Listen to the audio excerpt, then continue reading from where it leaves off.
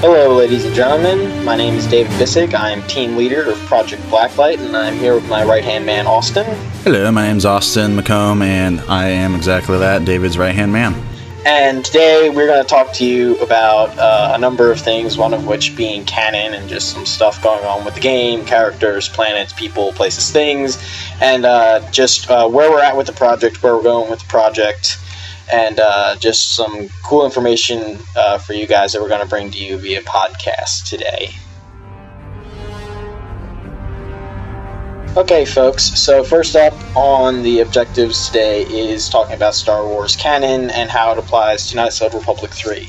So, first and foremost, that Star Wars The Old Republic novel Revan is out of here. It's gone. It's completely... Don't pretend it never existed. Just really quickly, the reasons for this are, A, it was poorly written, it's designed to be a substitute for Knights of the Republic 3, and was complete BS. It's a canon black hole. They screw up so many things, and they create so many canon issues. I've read the book cover to cover, and I have a stack of angry notes that I took on it. Not bashing against the author. The author is fine. He writes a lot of cool stuff, but just as far as Star Wars and Knights of the Republic writing goes, it was a black hole of horrendous things that you never want to see. And this, from the polling that we've done with fans in the real world and just talking with them online and stuff, the overwhelming response has been that they do not like this book. They do not like the story that was written for this book. We cannot, and it's not just us, anybody trying to do what we're doing here, you cannot write a Knights of the Republic 3 story based around this book in any capacity, because it screws up so many people's places and things. It makes the story immalleable. You can't do anything with it. And the last big thing is the format the book is written, where you're flipping back and forth between, Revan the Exile and the Sith Empire with Lord Scourge. That is not how Knights of the Republic 1 and 2, or even the MMO, that's not how these games are set up, where you're flipping back and forth between basically different universes that are supposed to collide somewhere in the middle or towards the end. That's not how the games are set up or played, and if we tried to make a game version of this story, it would look absolutely horrible, and all of you would hate it or something, I'm sure. Austin knows that I could rant about this book for days. I'm not going to, because we're trying to keep this together here. Austin, you haven't read this one, I don't think. But no, I haven't read it yet, but apparently from everyone who I've talked to about it, a lot of people tend to agree with you on it, so I'm going to vote whatever the majority votes. Yeah, so this was something we had to completely cut X, not deal with, period, at all. Which this kind of segues us into the next part here, where we're just talking about canon in general. We are, as you know, me and Austin are working to get a textbook released called Star Wars Knights of the Republic 3, History of the Old Republic. And it's going to be free. It's really designed to be like a complimentary thing that we're putting out there to do a couple of different things, actually. It's a really cool project. First and foremost, we're doing this to...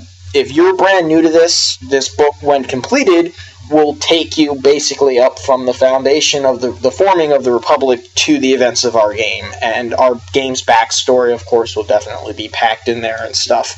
And it'll kind of give you a firm footholding and catching up with the rest of the fan base. And if you've been here since day one in 2003, when Knights of the Republic 1 came out, you definitely understand that this era of Star Wars needs some help. There are some issues with the canon that need resolving, where you have overlapping things, and our book is going to make sense of all these different angles that canon comes from and kind of put it in one concise line that everyone can follow, and maybe people who come after us can expand upon it. What do you want to say about our book? Not too much. Basically, that's basically the point of it. That's there to kind of be concise, give you a brief history, and so people can later expand upon it and read back on what was written.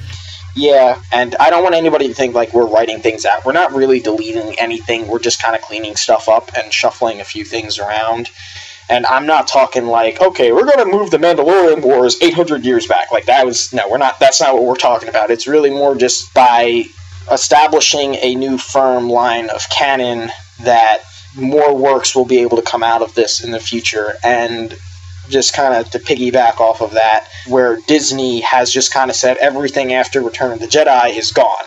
So Star Wars canon is going through a tremendous amount of change right now, and so as this rebirth of Star Wars is happening, we kind of go forward one clear, concise timeline. So that's what I want to say about our book. It's always been kind of one of the drawbacks of Star Wars and why some people don't like it, is because there's always a lot of retconning in the canon of just pretty much anywhere in Star Wars. As soon as something new is written or done, it's like, oh, well, how does that explain this? Sometimes you just need to go back and revise things. So yeah. So I think it's worse for fans of that era because basically they've just kind of flushed it all down the toilet, saying we're going to go completely forward from scratch and draw upon elements from it. But at the same time, that era of Star Wars was so much more clustered up. Like, that was really, I mean, in terms of anything canon and extended theme speaking from something original, was a mess. Clearly, Lucasfilm, Disney realized that there was no way to fix it, and the whole notion of having some clear, concise canon with all of it is completely beyond the realm of possibility. So their only alternative was to purge it all.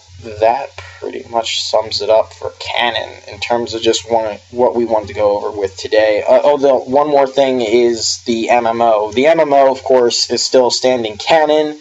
And these are things that we're going to get into more later because we don't want to talk about certain parts of our game plot right now. But we will definitely be coming back to address the MMO issues later as we get further along in this process.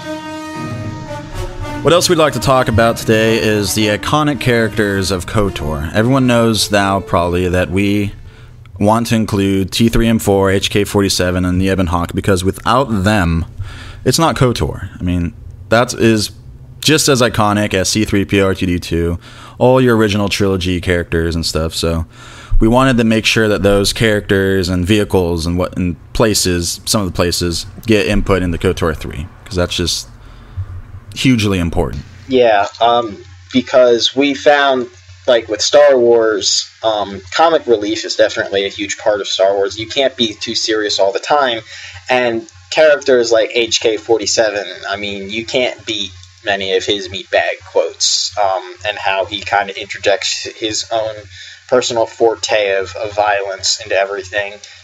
So we can't really make a relatable story without having some, familiarity to it. So having the Ebon Hawk is definitely something that, since day one, that was out of the question, removing the Ebon Hawk or T3M4, HK-47. These were characters and items, vessels that needed to stay, like Austin said. They are vitally important to us. So, folks, don't worry about that. So, along those lines, though, that's an example of a new planet that we can talk to you about now. And we have some old places that we'll be going back to, like you already know, with Dantooine, which is our first world. Obviously, the Jedi Enclave will be there, except it'll be all new and rebuilt. It's like the epicenter of Jedi training. There'll be some missions and stuff going on. Your prologue, your character's training will take place in the Enclave itself, in a new training environment. Do you want to add on to that? Nope. So, of course, we've Googled ourselves, and we wanted to see what everybody else was saying about us on the internet and the places that we were being mentioned. We saw something on, the Steam forums or something or other. I want to clarify what we are when I say a drafting team. So, yes, that means all pre-production stuff, folks. However, we've already been working on this for about 7 months now, so the actual storyline has been written. So that's where we're at right now. The overall plot and story of the game and its theme and its messages and its point is done. Funny thing is, Austin, he's the guy who came up with our title. The Heart of Sacrifice. We spent 2 weeks just trying to figure out the name.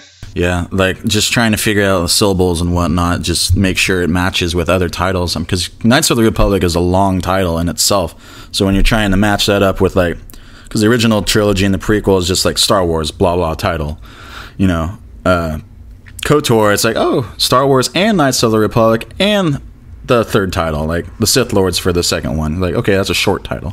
So, like, we had to try and think of something that probably had the in it, and then, you know, kind of short. So that's why we came with Heart of Sacrifice. But, like, we want to make sure the title relates to what's going on throughout the entire KOTOR 3. Yeah, and Austin, we got to hand it to him, folks. He is literally, like, if there's a new science like Star Wars titleology, like, he would be the first Star Wars titleologist because of the ludicrous amount of work he's put into developing Star Wars. Like, he could write a thesis on it at this point. Now we're making it a science, yeah. But if it wasn't a science before, you know, our project, it will definitely be after.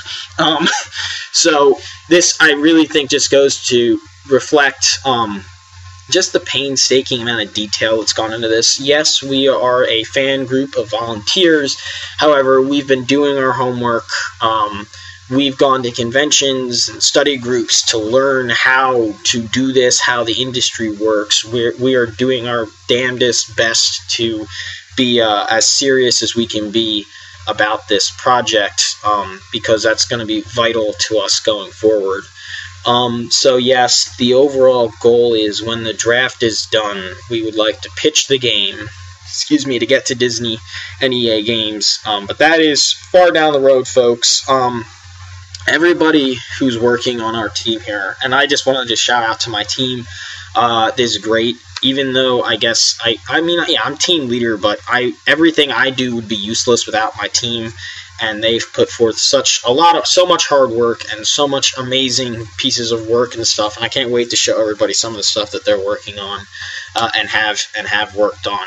Really, really, I'm a lucky guy. I got a great team. I got people who understand what's going on. They see the vision. They know where we're going with this. And I couldn't have asked for some better people to work with on this. But once the draft is done, and we're going to do our very best to get them to listen to us and to get this thing made, and that's why we're going to take care of as much of the pre-production stuff as possible. Should this not be successful, there's always the option of us trying to make a free release version of it, because obviously you all, or many of you, have mentioned, like, oh, what happens if Disney finds out? Right now, we're not selling anything, so Disney doesn't care, even if they know we exist, which I think is very unlikely that they know we exist. Like I said, if it doesn't work out, that's kind of the idea, is we'll try and make our own standalone version of it. I'd like to point out, like, the Battle Cry project, like what those guys are doing that we talk about. Basically, the Knights of the Republic 3 version of what they are doing. And then just picture that as Knights of the Republic 3. So this will make more sense to you once you all go to their Facebook page and look at their things. And they're like, oh, I understand exactly where he's going with this. This is a very loaded game. This is not going to be a small game, and it's not going to be small potatoes by any means. So our backstory, which is done, will be incorporated into our book that we also just graphically overhauled, by the way. I don't know how many of you downloaded that. That was basically the best we could do with a Word document. So the book has been completely graphically overhauled, and it's going to look really cool, shiny, and spiffy. And something we're trying to do is get all new pieces of artwork into it. Like, example, like my girlfriend is an artist person. My mom's artist as well. So we've kind of branched out, asked them for help so that we can get all original, our own pieces of art in the textbook to really just totally be sure that there are no legal troubles with anything. And just, I guess the last thing I want to say about that is everything that we've showcased to you has been our own work, our own writing, our own logos. Obviously, we do not own the Star Wars and the Knights part. That obviously is a trademark of Disney, but we actually made the logos ourselves. We didn't like copy and paste it out of anything. And yeah, there are images in our book that are from other Star Wars works, but we're going to get those out if possible and put our own pieces in. Because we really want this to be as officially legit as possible, and that means having all of our own work put in there, not just copying from other people and retyping things other people have already said. That's not how we roll. Because, like I said, we're trying to be as official as possible. What do you want to talk about with our officialness, Austin? It seems pretty official so far. I mean, as official as fans and whatnot can be. So, and this basically, yeah, like you already mentioned, we're huge Star Wars fans, and we want to get this made for the rest of you. We hope it can get made. I'm hoping, definitely. Yeah, so yeah, cross your fingers for us. We're not at that stage yet where we're trying to get this actively pitched right now. Like I said, we're just trying to hammer out the nuts and bolts of the story. We're all students, or well, most of us are students. Some of us are military. Some of us, like me, are both.